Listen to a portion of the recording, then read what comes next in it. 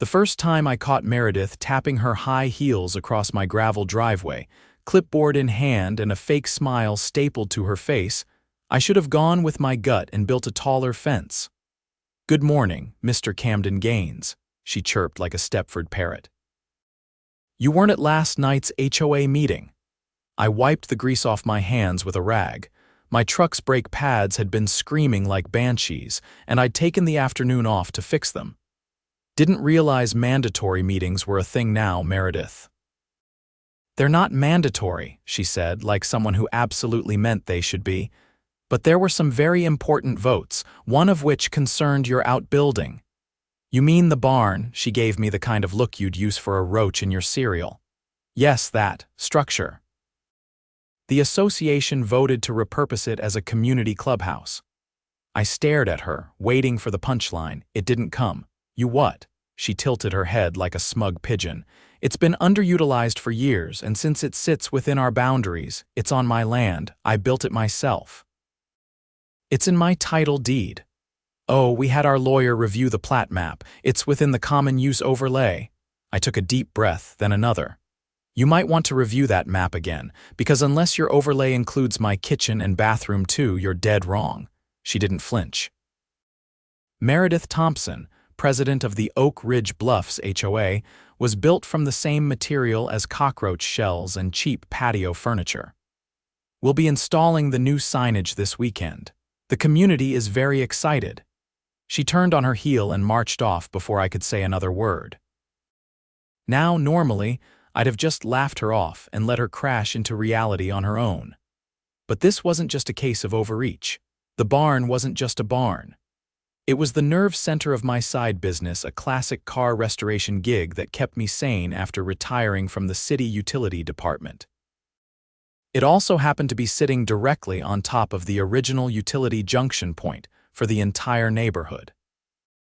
And thanks to a little-known legacy clause from the original developer, I held the private maintenance contract for the water and power supply lines that fed every damn house in Oak Ridge Bluffs. And that meant I had leverage, but I didn't play my hand yet. Instead, I installed motion sensors, checked the locks, and waited. Saturday morning came with a parade of folding chairs, helium balloons, and a gaggle of HOA volunteers wearing matching polos. Meredith was in full dictator mode, ordering people around like she was orchestrating a military coup. They'd already hammered a sign into the gravel outside my barn: Oak Ridge Bluffs Community Clubhouse. I stood on my porch with a cup of coffee in hand and watched them try to jimmy the barn's padlock with a screwdriver. I didn't say a word. Later that afternoon, while they were inside setting up streamers and arranging a cheese platter on the hood of my half-restored '65 Mustang, I called my lawyer. Gregory Allen was a quiet man with a voice like sandpaper and less patience than a cat on bath day. "They broke in?" he asked. "Technically, they didn't break anything yet, but they're in there like they own the place. You've got the contract on the grid, right? Every inch of it, signed in '99. I've been maintaining the junction box and meters ever since." He let out a low whistle. "Then you've got them by the short hairs." I grinned.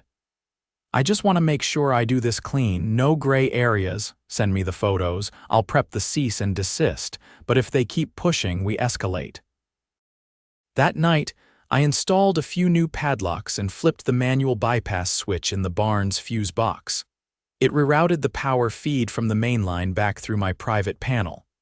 No one would notice yet. By Monday morning, the HOA sent me a formal letter, not an email, a letter. Delivered by hand, again by Meredith, who looked like she just bit into a lemon. "You are in violation of the Oak Ridge Bluffs Common Property Usage Agreement," she read aloud from the paper like she was quoting scripture. "Failure to vacate and surrender the structure for communal use will result in a fine of $200 per day." I folded the paper and tucked it into my back pocket. "Noted. You have until Friday. I'll be ready," and I was. On Friday morning, I sat in my lawn chair with a thermos of black coffee and waited for the fireworks. Around 10, Meredith and her band of HOA zombies showed up for their ribbon-cutting ceremony. She even had a pair of oversized novelty scissors, the second she plugged in the speaker system. Silence, no power, then came the screams from down the street. Garden sprinklers stopped mid-spray. Air conditioners shut off. Garage doors wouldn't open. Toilets didn't flush. Someone shouted, "The water's out." That was my cue.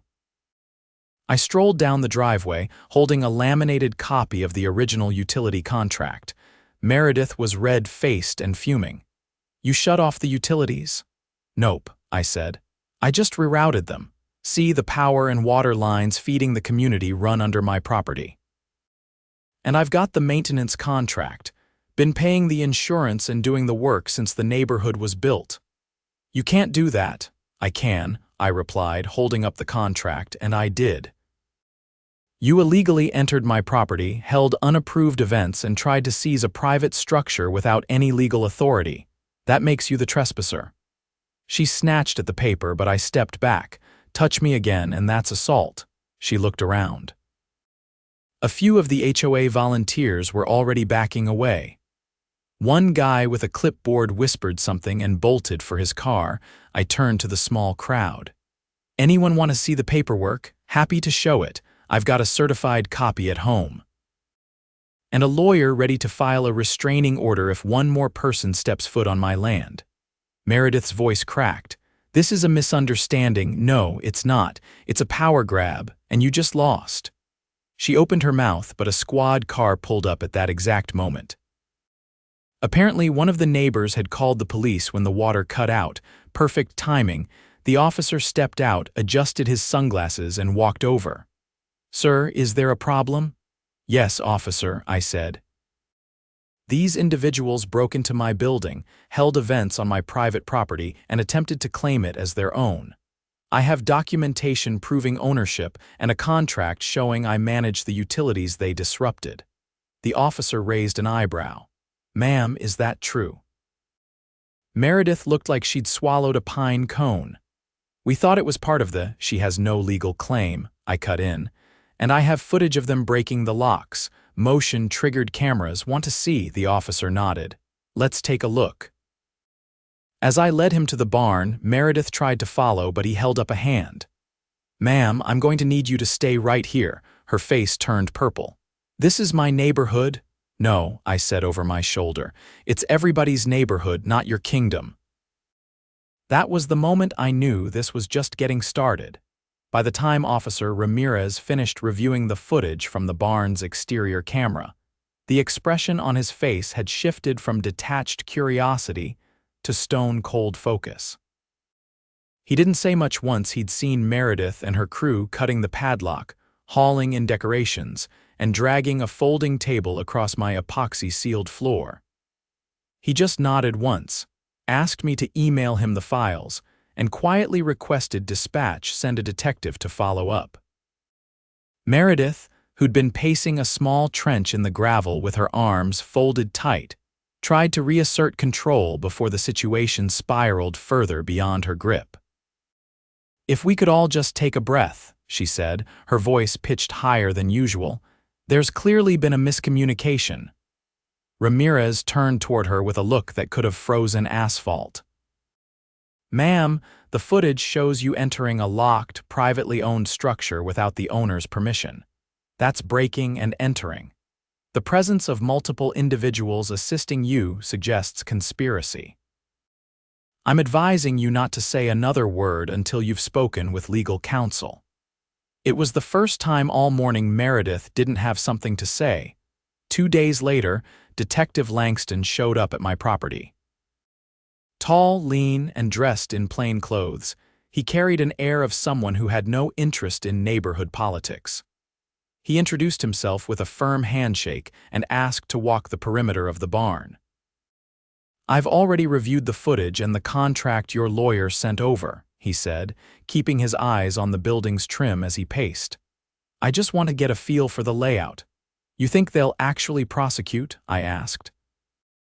Langston stopped beside the barn's rear window and tapped the frame gently. "If everything in that footage holds up, and it looks like it will, this isn't just a trespassing case. They were operating under the assumption they had authority." which means someone either forged documents or misrepresented legal boundaries to multiple people. That gets into criminal fraud.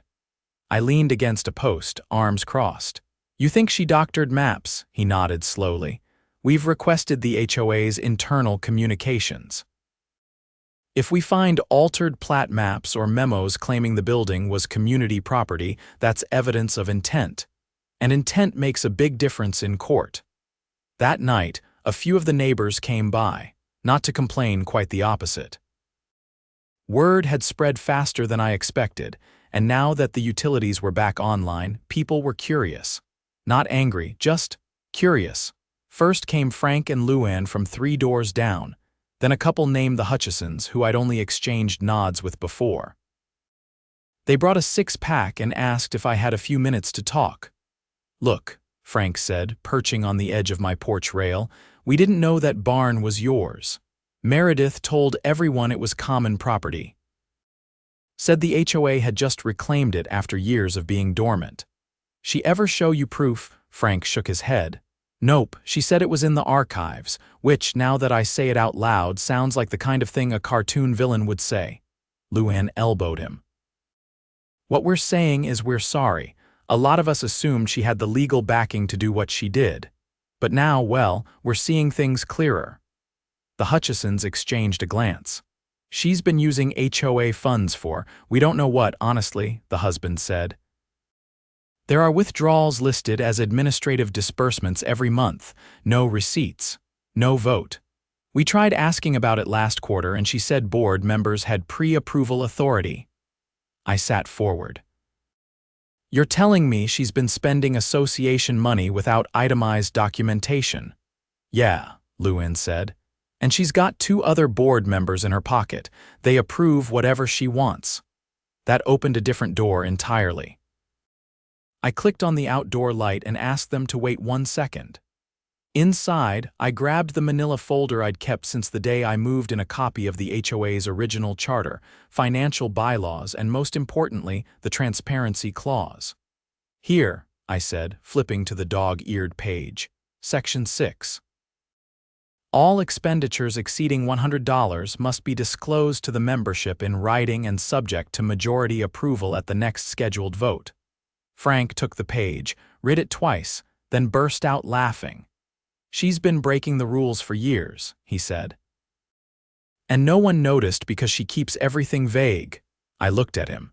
You think the others would support an audit? The Hutchisons nodded. Absolutely, people are already talking. This barn thing was the last straw. The next morning, I made my move.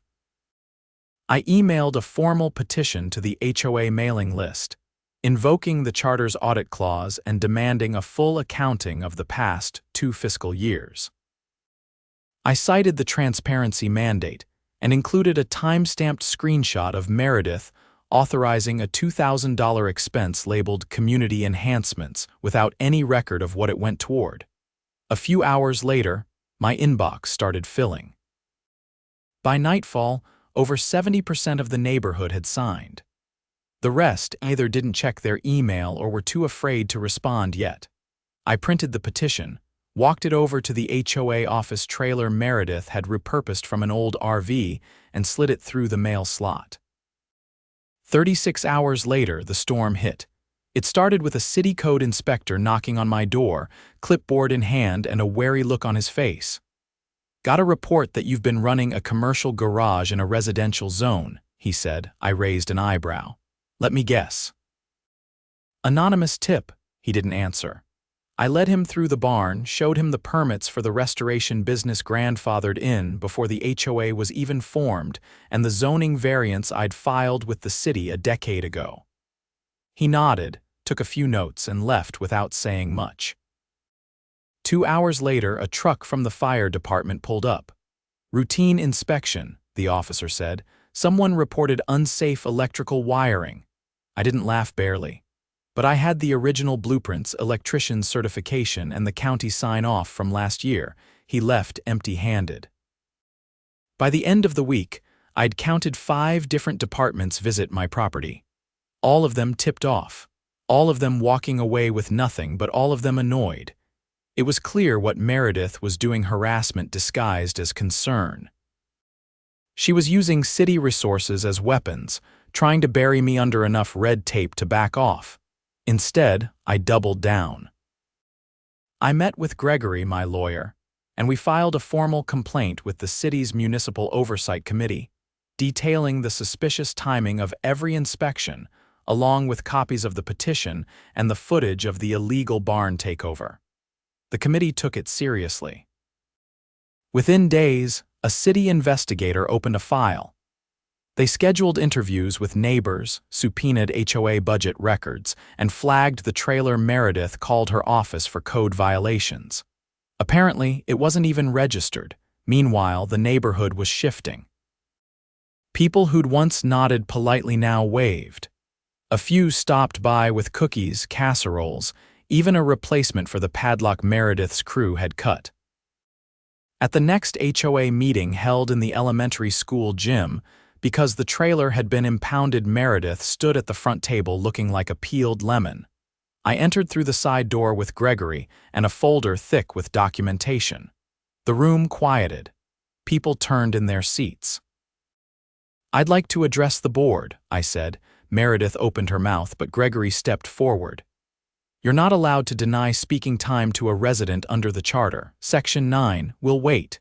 She sat down. I laid out everything: the illegal seizure of my barn, the misuse of HOA funds, the harassment through city departments, the forged plat map Gregory had discovered in the HOA's digital drive, complete with a metadata timestamp from Meredith's home computer. Gasps echoed across the room. Someone in the back muttered, "She's done." When I finished, Gregory handed the petition to the board's secretary, one of the few members not in Meredith's pocket. Then he handed her a notarized motion to dissolve the current board and call for a special election. The crowd clapped. Not loud, not rowdy, just solid, unified approval. Meredith stood, her face blank, and walked out without a word. And for the first time in years, the people of Oak Ridge Bluffs realized they'd been living under a paper crown and it had just caught fire. The new interim board elections were scheduled for the following Saturday, and the week leading up to them felt like watching a long, slow fuse burn toward a very expensive pile of fireworks. Meredith had vanished from public view after walking out of the gym, and her two closest allies on the board, Gerald Klein and Tanya Reed, suddenly developed a fondness for canceled meetings and vague out-of-office replies. But they hadn't resigned. Not yet. And that meant the formal process of removing them had to be done by the book, which gave them time to maneuver in the shadows. I didn't like that. People like Meredith didn't retreat unless they were regrouping. By Tuesday, the Municipal Oversight Committee had issued a findings summary to the neighborhood. It didn't mince words: misuse of funds, unauthorized alteration of legal documents, abuse of public resources via false reports. But the most damning line was at the bottom. Evidence of coordinated fraudulent activity has been forwarded to the district attorney's office for criminal review. That changed everything. I was in the middle of replacing a winch cable on the old Willie's Jeep I'd been restoring when my neighbor, Maria Hensley, came jogging up the driveway, holding her phone like a live grenade. "The news is picking it up," she said, breathless. "Channel 9's running a segment tonight. They're calling it the Suburban Coup." I wiped a streak of grease from my forearm. "That's accurate," Maria laughed, but there was a nervous edge to it. "You think she'll try to run? Like actually vanish before the DA gets a hold of her?" "If she's smart," I said. "She'll lawyer up and shut up." But Meredith's never been good at either of those. Sure enough, that evening's news segment showed grainy footage of the barn during the ribbon-cutting fiasco, followed by a voiceover summarizing the legal findings in the driest tones possible. But what stuck out was the closing line. Sources close to the investigation confirm that large sums of HOA funds totaling over $60,000 were withdrawn over a 2-year period with no records of service, receipts, or approved votes. Investigators are currently tracing where the money went. That was the first time we'd heard an actual number tied to her activities. And it sent a ripple of panic through the neighborhood. By Wednesday morning, lawn signs started popping up on nearly every corner. Vote for transparency. Reclaim Oak Ridge Bluffs. No more secrets. Someone had printed out Meredith's quote from an old newsletter, "Power is best used when it's trusted," and taped it to the HOA bulletin board with a bright red sticker underneath. Still trust her. I didn't make any signs. I didn't need to. People already knew where I stood, and besides, I wasn't running for the board. I had no interest in swapping my afternoons of carburetor tuning for endless budget meetings. But I helped the candidates who'd stepped up, Maria included, set up their campaign queue and a behind the elementary school. We brought coffee, folding chairs, and a microphone that only worked half the time. The turnout was surprising. Over 100 residents showed up, most of them angry, some curious, and a few still clinging to a misplaced loyalty to the old board. One man, a retiree named Lester, stood up during the queue and asked what everyone else had been dancing around. What happens if she's indicted? Does that nullify every vote the board's passed in the last 2 years? Maria answered first. Not automatically. The votes themselves are still legally binding unless they were based on fraudulent information or passed without quorum. That's why we're filing for a full review. Another candidate, a soft-spoken contractor named Jerome, added, "There's also the matter of restitution. If money's missing, we'll push for recovery. Through court if we have to." The crowd murmured in agreement. No one wanted to pay higher dues because Meredith had been siphoning funds into whatever black hole she'd been hiding them in. That night, I got a call from Detective Langston. "We've got something," he said. "Thought you'd want to know. I'm listening." One of the DA's investigators traced a portion of the missing funds to a private contractor account registered out of state. Turns out, Meredith hired a firm to consult on a community development plan. Problem is, that firm doesn't exist. The address is a mailbox rental in Phoenix, and the account it links to, her cousin's. I closed my eyes and let the information settle. So she created a fake company and paid her own family with HOA money. Looks that way. We're building a case for wire fraud and embezzlement. Any idea how long before she's arrested? There was a pause. We're waiting on the last subpoena to come back, but I wouldn't be surprised if it's within the week. The next morning, Meredith's house went dark, literally. I noticed it while sipping coffee on the porch. Her porch light was off. The curtains were drawn, no car in the driveway. And what really caught my attention, her trash bins were still at the curb, untouched since pickup day. For someone who used to fine people for leaving them out past noon, that was unthinkable. I called Langston. "We're already on it," he said. Neighbors reported seeing her loading luggage into a rental van around midnight. Security camera footage confirms it. "We've issued a bolo, so she ran." "Looks like it. Don't worry, we'll find her." Later that day, a new face showed up at my barn. A young assistant DA named Clara Yoon, dressed in a sharp navy suit and walking with the purposeful stride of someone who spent too much time in courtrooms and not enough in sunlight. She introduced herself and asked if we could talk somewhere private. "Of course," I said, leading her into my office above the barn. She set her briefcase down and opened a manila folder. "We're preparing the formal charges against Meredith Thompson and 2 of her associates, Gerald Klein and Tanya Reed. Based on the evidence you and your neighbors provided, we'll be filing counts of embezzlement, falsifying legal documents, conspiracy to commit fraud, and obstruction." I nodded. "Good, people here deserve closure." She flipped to another page. "There's one more thing. We discovered that several of the forged documents, specifically the plat maps, were submitted to the county recorder's office last year, which means the fraud extended beyond HOA boundaries. That elevates it to a felony." Something in her tone shifted. "That's why I'm here. We'd like you to testify, Mr. Gaines.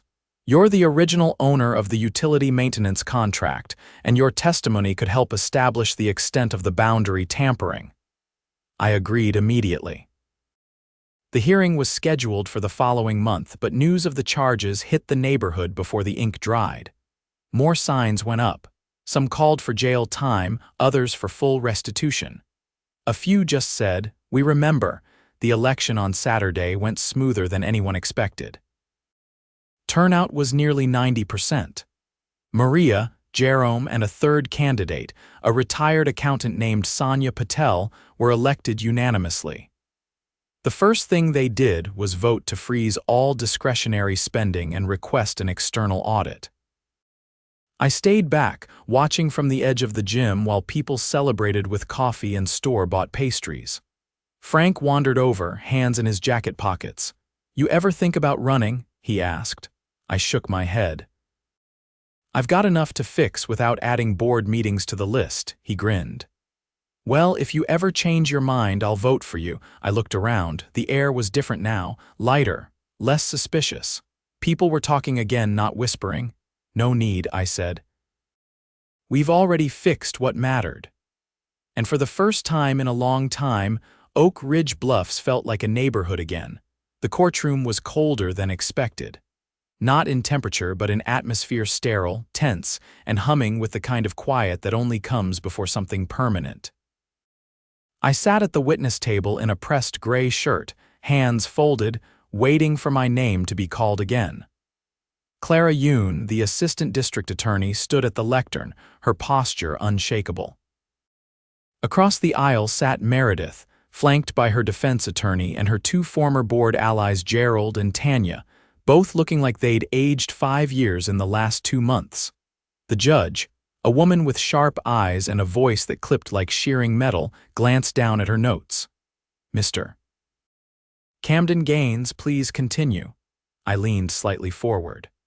After we submitted the audit petition, multiple city departments began showing up at my property: fire inspection, zoning, even environmental health, all based on false reports.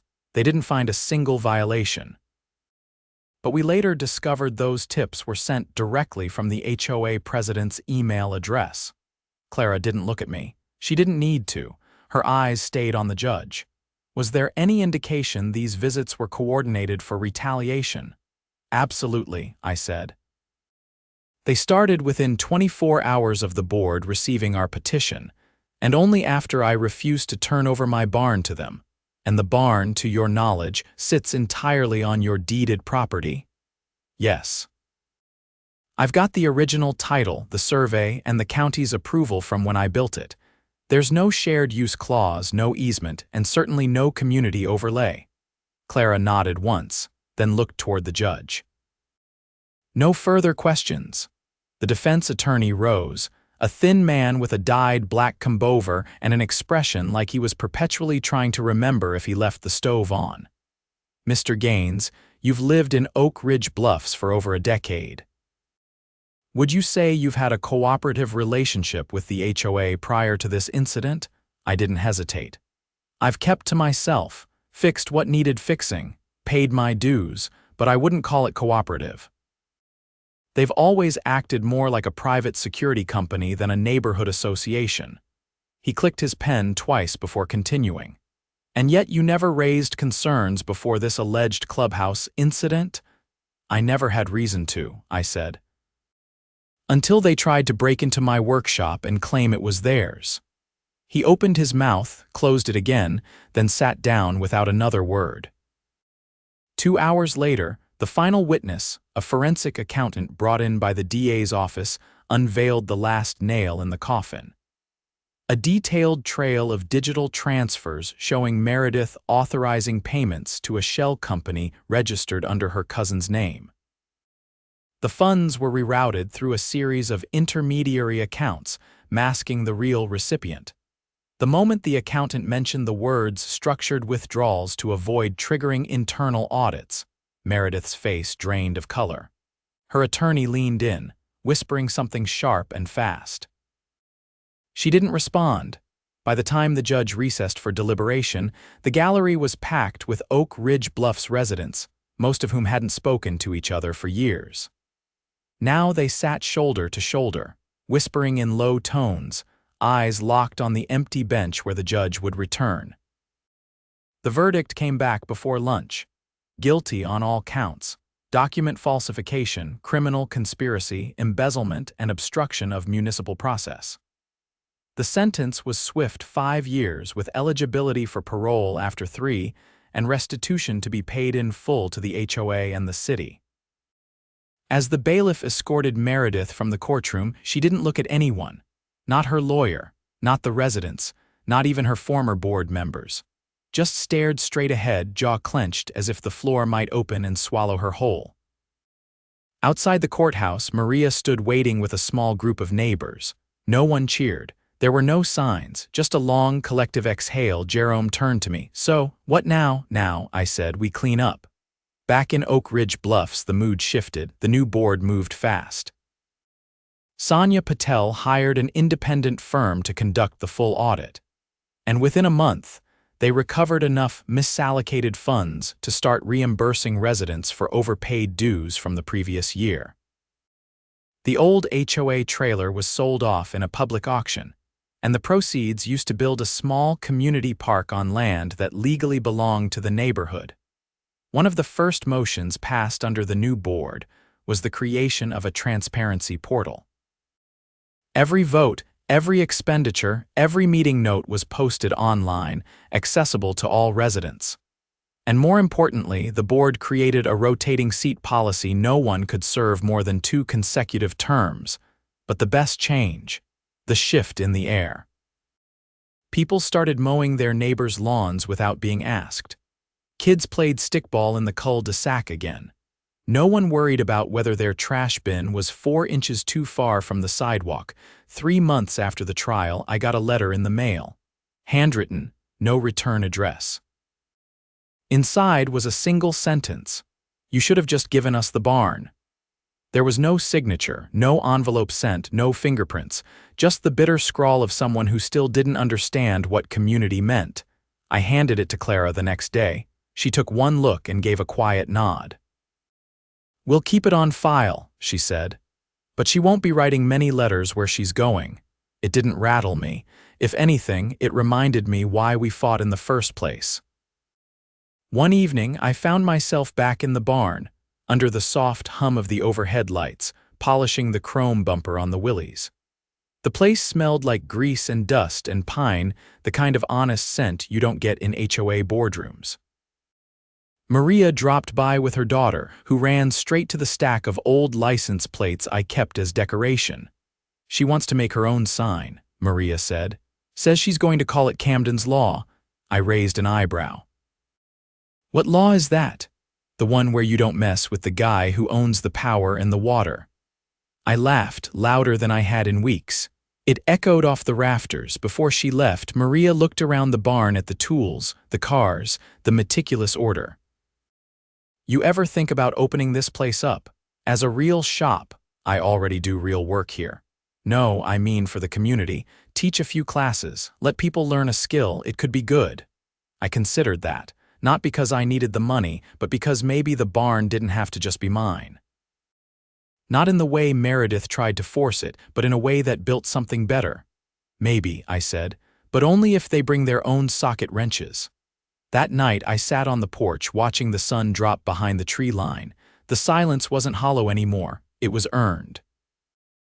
The barn stood solid at the end of the gravel drive, lights still on, doors locked with new reinforced brackets. No ribbons, no balloons, just purpose. Oak Ridge Bluffs had come dangerously close to rotting from within, but it hadn't. The people had stood up, not just against corruption, but for each other and me. I was just the guy who happened to have the right contract at the right time, but sometimes that's all it takes.